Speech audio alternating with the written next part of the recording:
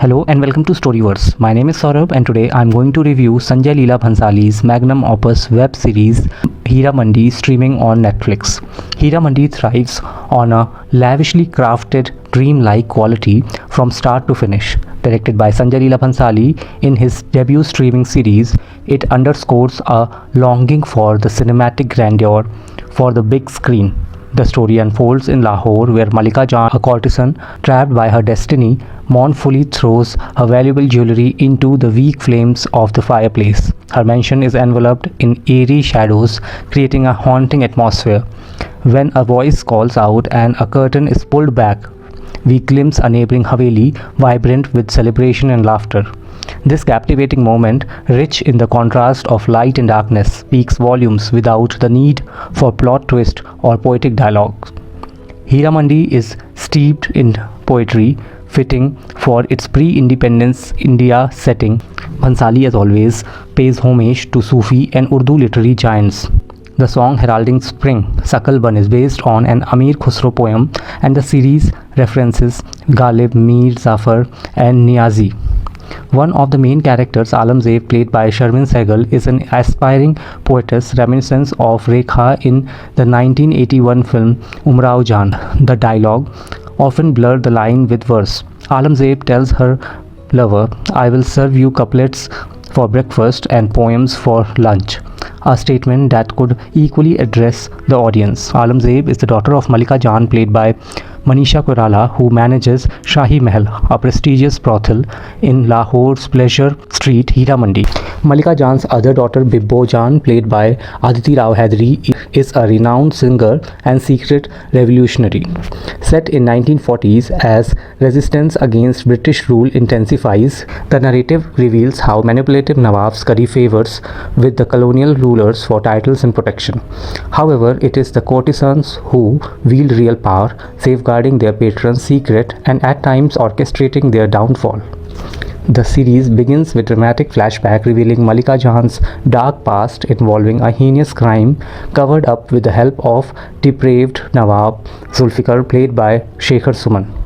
This revelation ignites a power struggle between Malika Jan and Faridan, played by Sonakshi Sinha, a rival courtesan who disrupts Heeramandi with her vengeful schemes. The plot weaves through Faridan's intricate plan for revenge, a budding romance between Alamzeb and the rebellious young Nawab Tazdar, played by Taha Shah, and the rising revolutionary fervor. The sinister police superintendent Cartwright, played by Jason Shah, lurks, unearthing secrets. Bhansali and his writers take their time weaving these multiple threads together. Despite the visual and auditory splendor, the pacing feels slow and the politically charged backdrop is depicted with broad strokes, omitting mentions of the Muslim League and the demand for Pakistan. Heeramandi, an actual neighborhood in Lahore, has a rich history dating back to Mughal times, with its courtesans gaining significant influence. The series highlights the role of Tawayafs in the freedom struggle, with Bibbo Jan's character seemingly inspired by Azizum Bai, a courtesan who fought in 1857 revolt. While the show aims to honor these unsung heroes, it occasionally becomes emotionally heavy-handed, drawing parallels between the characters and the British-occupied India. Malika Jan is taunted by Zulfikar for practicing divide and rule. Bibbo likens their situation to birds in the gilded cage, mirroring India under British rule. In one surreal sequence, a funeral transforms into an impromptu freedom song symbolizing the Tawayaf's liberation through death, as akin to nations gaining independence. In his last film, Gangubai Kathiawadi, Bhansali portrayed the dignity of sex workers in 1960s in Mumbai. Similarly, Heeramandi does not shy away from the reality of courtesan life. Malika Jan runs her establishment with strict discipline but publicly defends her courtesan's high social status as centers of culture and refinement.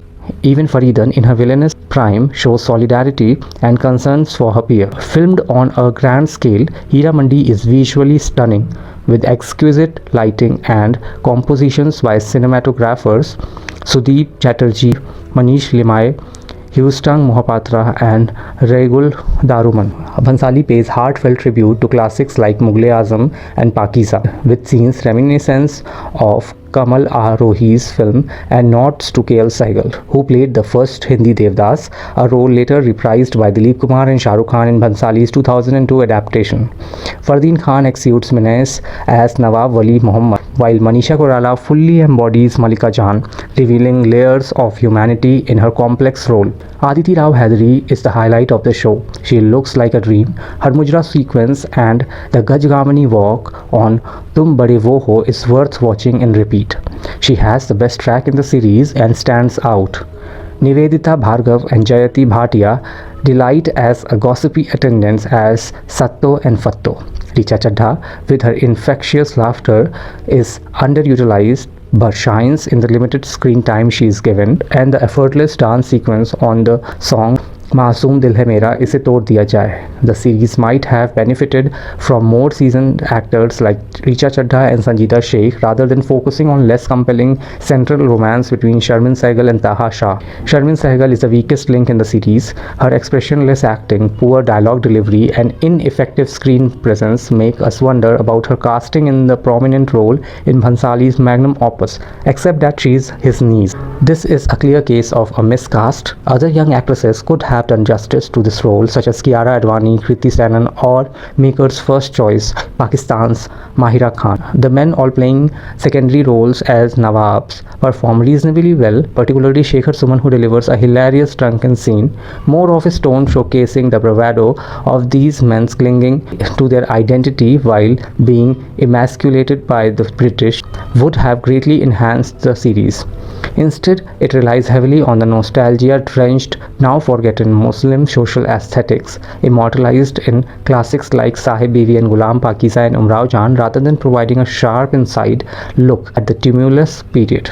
The series falters most in its portrayal of young love between the reluctant courtesan Alam and Tajdar, the wayward prince returned from abroad with money but no manners. The familiar trope, the lost handkerchief, the poetry are present but lacks vitality. Sharmin Sehgal's overly contemporary body language and inability to fully inhabit her role diminishes Taha Shah's performance too. In their scenes together, the effervescent Taha Shah highlights Sehgal's weaknesses, making her romance with Tajdar even less convincing. Sangeeta Sheikh's perpetually wounded courtesan stands out but is burdened with a storyline that drags on too long, culminating in an awkward, out-of-place scene with the British officer. Farida Jalal as Tajdar's spirited grandmother reliably salvages her scenes.